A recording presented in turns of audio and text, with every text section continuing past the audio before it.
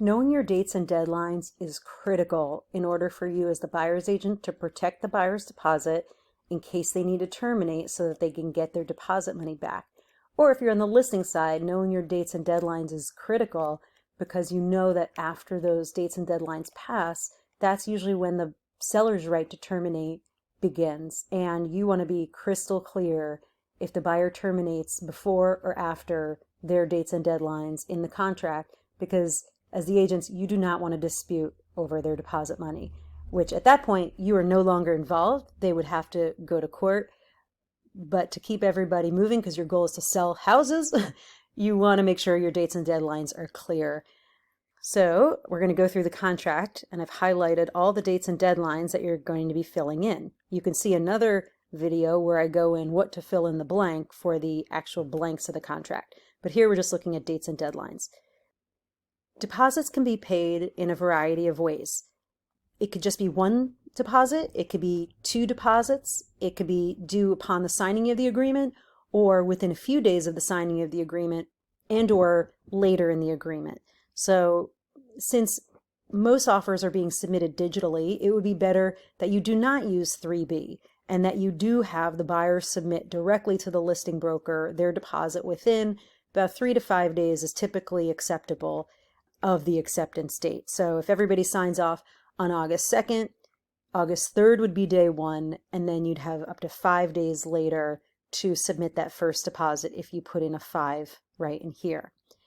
A second deposit, if you're going to put them into two deposits, 21 days would coincide with the ending of the 3 inspection periods if you add up all the days. So that is also acceptable. Typical deposits that are acceptable would be anywhere from $5,000 at minimum and then 1 to 3% of the sales price. So if you're on the buy side, aim for 1 to 2% of the sales price, but no less than $5,000 because that is needed as incentive for the buyer to comply with their deadlines and have enough at risk to give the seller comfort that the buyer isn't just going to keep them off the market and not do their due diligence, not apply for their mortgage, and just simply default.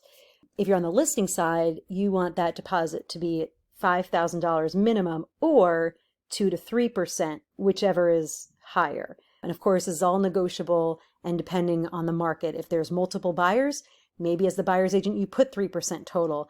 If there aren't that many buyers and the buyer puts a low deposit because they're a VA buyer, for example, maybe you accept a low deposit, but under no circumstances should you accept $5,000 or less.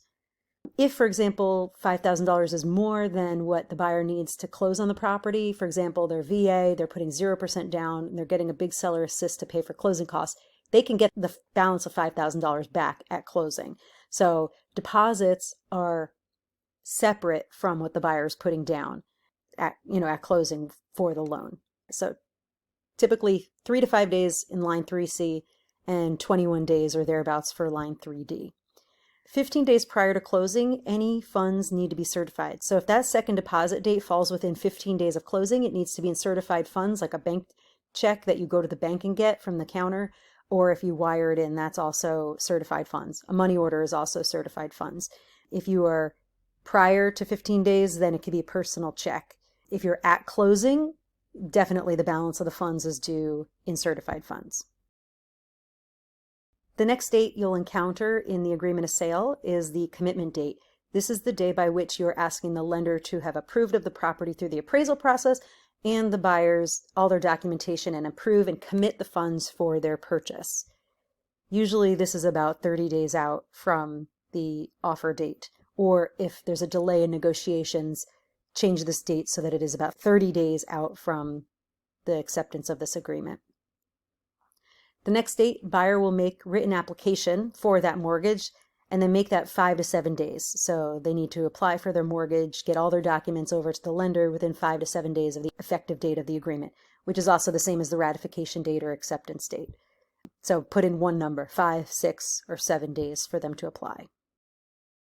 Paragraph 6C is very interesting because if the mortgage commitment has conditions that are different from the terms above, or imposes financial obligations to the seller, which they did not agree to, or makes the sale contingent upon the buyer selling property, The seller has 5 days after receiving that commitment and decide to cancel the contract and give the buyer their deposit money back.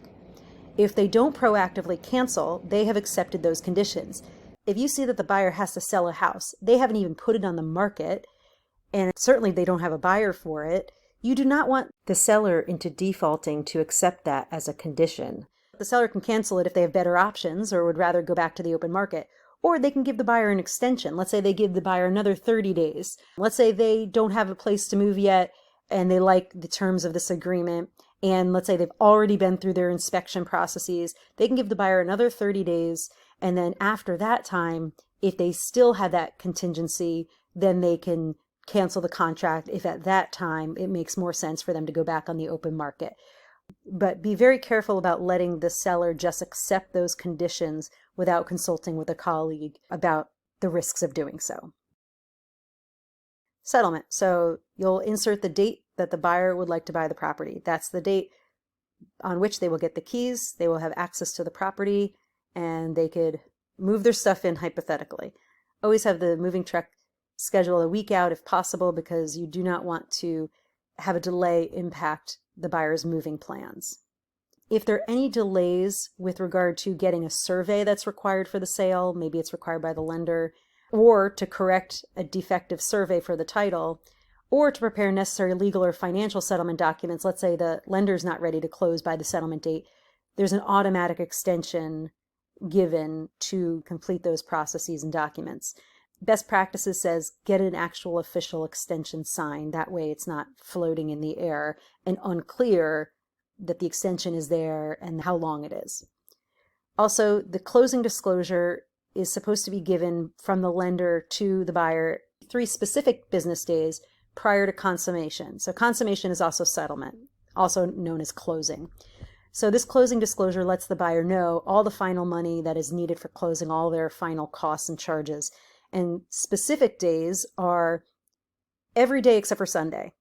So specific business days. So Monday through Saturday is considered a business day for banks.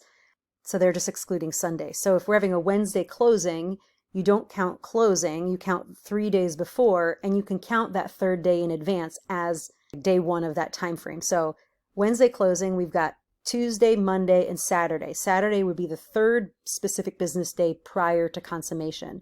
So that is when the closing disclosure must be given. They have till midnight on Saturday night. This date is counted a little differently than the deadline by which the repairs need to be done, because this is federal law and the 2 days before closing is state law. So it's counted a little differently. And also, specific business days exclude federal holidays, so Sundays and federal holidays. Section 8, time is of the essence. So these dates must be met. There are consequences if these dates are not met and are ignored. So when in doubt, get everything signed officially in writing as an extension if necessary. So Section 10, this is where you want to indicate that if there is a dispute over deposits that is unresolved after a certain number of days, that the broker holding the deposits can notify the parties that they're going to distribute those funds. So in essence, you do not want to tie up the buyer's money for 180 days. So put in a number anywhere from between 7 and 14. They have that many days after the original settlement date or any extensions, or the termination date, whichever is earlier, to file a claim against the other party. If there's no claim against the other party by that date, the broker who does not want to hold the deposits forever can basically make them take action. So they give notice to both parties that they will give the money back to one or the other party within 60 days of the broker giving that notice. And then that will encourage the buyer or the seller, whoever is not getting the money, if they believe that they should get the money, to file a claim against the other party. You don't want to tie the buyer's money up, so make that as short as possible. All right, paragraph 12. So there's a settlement attorney that's going to do all the title work for the property and make sure that the seller is the legal seller and they can clear all their debts associated with the property at or by settlement. If something arises, like an old mortgage from a prior owner that may have been paid but is not cleared off the title, or there is a survey where the corners do not meet up to make a closed shape, the seller has an automatic 30-day extension in order to cure the title defects. and any objection that comes up to the title. And if they can't clear that title objection or satisfy it by that extended settlement date by 30 days, then the buyer can terminate, or the agreement is automatically terminated. Or you could always extend. Or if the buyer is allowed to, they can waive the unsatisfied objections and complete the purchase. But a lot of the times, the lender won't allow that to happen. So you'll want to be in close communication with the title and the lender about that.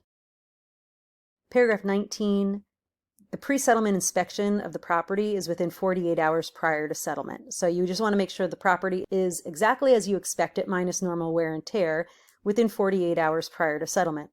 If repairs were done to the property, they typically will have, the deadline is the day before this 48-hour time clock starts ticking. And if you have a re-inspection, you want to have prearranged the inspector to come back to inspect any repairs that the seller did. If you do have them come back, you want to do that as early in this period of time as possible. So no later than 40 to 44 hours prior to closing. That way, if there are repairs that weren't done correctly, the seller has at least the opportunity before settlement to correct it without delaying settlement. So for example, if your closing is 4 o'clock on a Wednesday, you have your reinspection 4 o'clock or later on Monday, which is interesting because if you want to make sure that you have as much time as possible during business hours to do your pre-settlement inspection, 9 a.m. seems to be the best time, because then that gives the seller from, let's say, 10 or 11 a.m. almost a full 24 hours. If you do a 4 o'clock settlement and you notify the seller at 5 p.m., presumably you have the same amount of time, but if you can't get the inspector there until the next morning, you've lost that additional time for the seller to correct it. So anyway, for what that's worth. Section 20. So you will indicate the date by which you will send over the seller the wood destroying insect report if there is an issue. These inspection reports for termites, or wood destroying, commonly called termites, are fairly easy to turn over.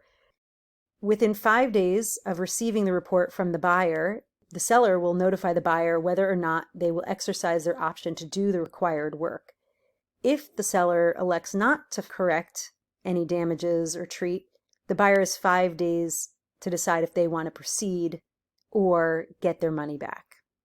So in essence, if you put a date 30 days out and damage is noticed, then you'll have to get a structural engineer out, and once that report is issued, if there are any repairs that are required, the seller has 5 days to let the buyer know whether or not they intend to do those repairs.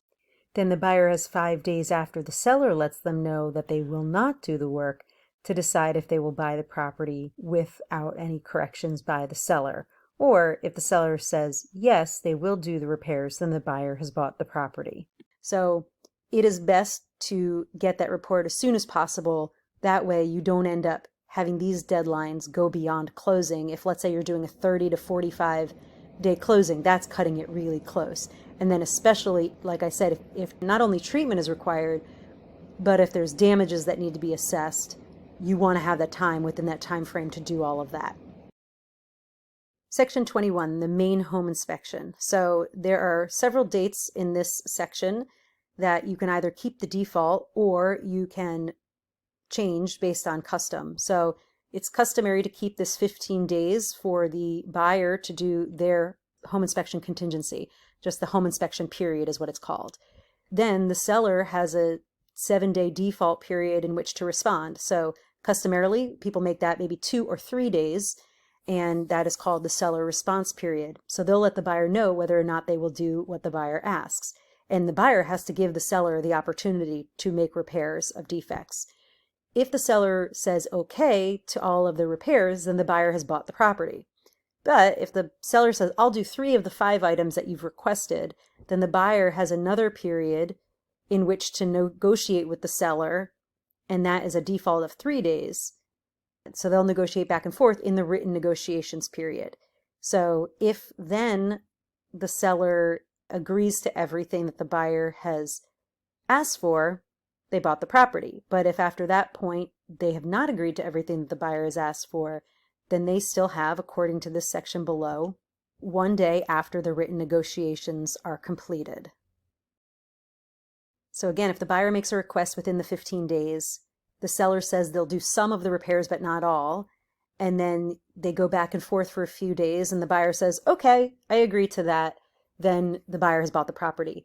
But if the seller still has not agreed to everything and the buyer is not satisfied with whatever the seller has agreed to by the end of that 3rd day, they still have 1 extra day to decide if they'll proceed with the property or terminate and get their money back. Another deadline in this contract is, let's say the seller has not responded from the first period. So the buyer has 10 days from this first inspection period to decide if they want the property or not. In essence, it adds up the 7-day default for the seller response to the written negotiations default of 3 days for a total of 10 days. So written proof of completions shall be completed and supplied to buyers at least 2 days prior to settlement. As I mentioned before, the days are counted a little differently, as in the Mortgage 6 financing contingency, whereby specific business days included the 3rd day prior to settlement. In this case, if we have a Wednesday closing, Wednesday doesn't count at all, and you need 2 full days in between the due date and the day of closing. So Tuesday and Monday are 2 full days, so the deadline to supply written proof of completion and for all the repairs to be completed is Sunday at midnight. So that way, when you get to within 48 hours of closing, you have a gap and they're not overlapped. So by midnight Sunday, the seller sends over the buyer the written completion proof, and then if you're doing a 9 a.m. closing Wednesday, 9 a.m. Monday, the buyer can do their reinspection. Okay, so on-site wastewater septic system. So every seller who has a septic system is required to do a Class F pump. They pump out the system, and a Class H inspection every 36 months. So as long as the seller provides that to the buyer, they've satisfied these requirements. If the inspection is maybe 30 months or older, or you notice something that doesn't look right when you visit the property, or there's something on that inspection that gives you pause, you might want to also elect that the buyer is going to do their own pumping and inspection. So if the seller does it, they're paying for the pumping and the inspection, whether it was done during the contract or within the last 36 months. And if the buyer is choosing to do the optional one, the seller still pays for the pumping and the buyer pays for the inspection itself. So if this has already been done, presumably the seller has easy access to it, maybe make this due within 5 to 7 days. That way you can see if you want to do your own inspection within 30 days of the ratification. So pick a date that is at least 30 days out from when you make the offer for the due date if your client is going to do the on-site wastewater septic contingency. And if you decide not to do it later, that's okay. If you let the deadline pass, the buyer has accepted the property based on that contingency, so no harm, no foul. What you wouldn't want is not to have the option if there's any suspicion that something might not be right. Or if the report is, let's say, 30 months old, it's going to be due again in 6 months. You might as well do it now with the offer while you have the opportunity to negotiate anything that comes up, rather than accept, the 30-month-old report that's acceptable. So if the seller has an inspection that fails and a replacement is required, the seller will be able to install a new system in conformance with the DENREC rules and regulations, subject to buyer's approval. So the buyer has the option within 5 days of written notification of that, whether they accept the proposal or they terminate the agreement. So if there's septic, it can't hurt to say, yes, you're going to do the septic inspection and just not do it, unless you're in a multiple offer competitive situation, in which case talk to your coworkers, see what they recommend.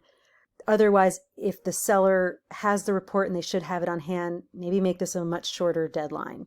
If the seller hasn't done one in the last 36 months, they will need the full 21 days in order to get that done, most likely. So you would just indicate a date that is 21 days if no date is specified. So in this case, you'd be able to put in a date or days. And again, this is also, you can put in days or date. I like days better because the days always start counting the day after the agreement is signed. Whereas dates, if you start to negotiate and take a couple days to negotiate or a week, you've eaten up into your contingency period. The date is always the same, no matter whether we sign the agreement today or in 7 days. And so my window just gets shorter. So I prefer days where possible. And then this one, notice to buyer. So if the inspection can be delayed until after settlement, or the inspection wasn't done prior to settlement, the buyer must inspect it within 90 days after settlement and accepts any responsibility for upgrades or replacement at that time.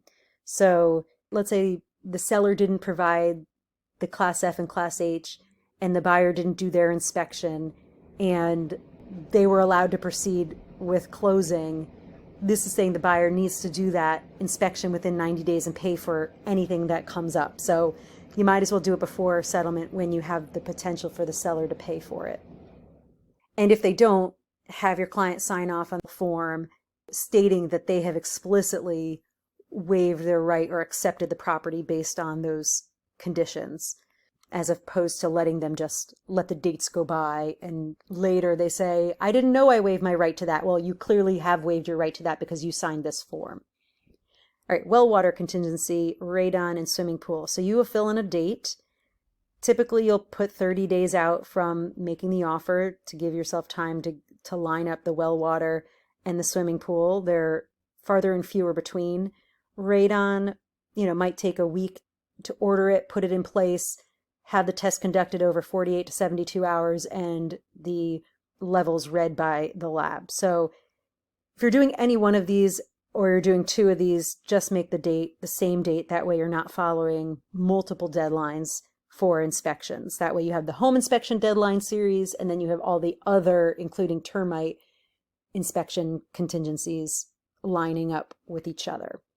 So the deadlines in this section state that the buyer will let the seller know of any defects that they would like the seller to take care of. The seller will let the buyer know within 5 days whether or not they will A, intend to correct the major defect at the seller's sole cost, which means the buyer has then accepted the property, or B, refuses to correct any of the major defects. If they refuse, the buyer has 5 days to say whether or not they want the property. That's under buyer's duties. The seller can also within 5 days tell the buyer they'll negotiate some sort of agreement. Maybe they give a partial seller assist and the buyer will pay for it after closing.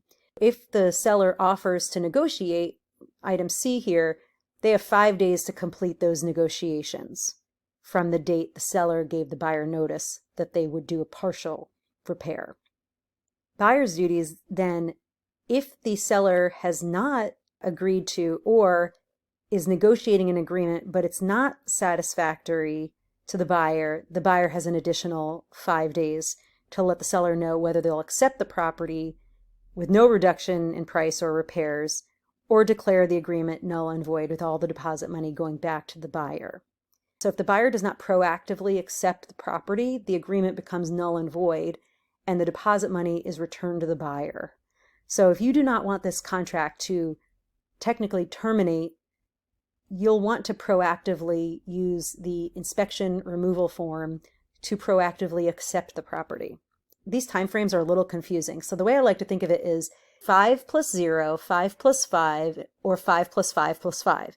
So 5 plus 0 means the seller has 5 days to tell the buyer what they will do in response to the buyer's request. And if they agree to everything, there are 0 days for the buyer to accept or terminate. They just accepted the property. In the 5 plus 5, the seller has the 5 days to respond to the buyer, and they say they will not do any of the requests. Then the buyer has 5 days. So that's 5 plus 5. The buyer has 5 days to decide if they will accept or terminate. The third way of thinking of it is 5 plus 5 plus 5. So the seller has the 5 days to respond to the buyer, and let's say they offer to do a partial repair or be financially responsible for half of it. They then have a 5-day period to negotiate back and forth, and then if the seller has not agreed to everything within that negotiated agreement that the buyer is satisfied with, then the buyer has another 5 days to decide if they want to move forward with the property. So the next dates and deadlines that you'll find in the agreement refer to documents that are not already in the agreement. So if, for example, the buyer wants to do a lead-based paint test, their ability to do a 10-day inspection is elected on the lead-based paint disclosure form.